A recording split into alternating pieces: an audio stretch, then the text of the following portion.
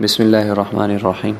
سوال یہ پوچھا گیا تھا کہ ایک سلام کے ساتھ بندہ کتنے نوافل زیادہ سے زیادہ پڑھ سکتا ہے، تو اس کا جواب ذکر کرتا چلوں کہ اب نوافل جو ہیں یا تو وہ دن کے وقت پڑھے گا یا رات کے وقت پڑھے گا۔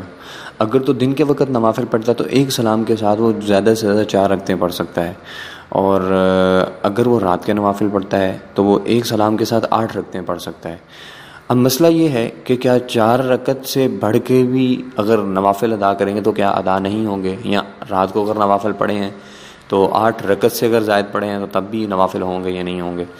تو اس کا جواب ذکر کرتا چلو نماز تو ہو جائے گی، لیکن یہ عمل مکروہ ہے۔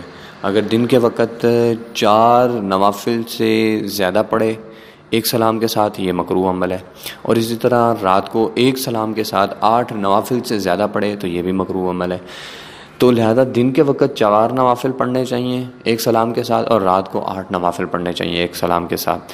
تو افضل یہی ہے، جیسا کہ در مختار میں اس مسئلے کو بیان کیا گیا کتاب الصلاۃ باب الوتر والنوافل میں۔ واللہ اعلم بالصواب۔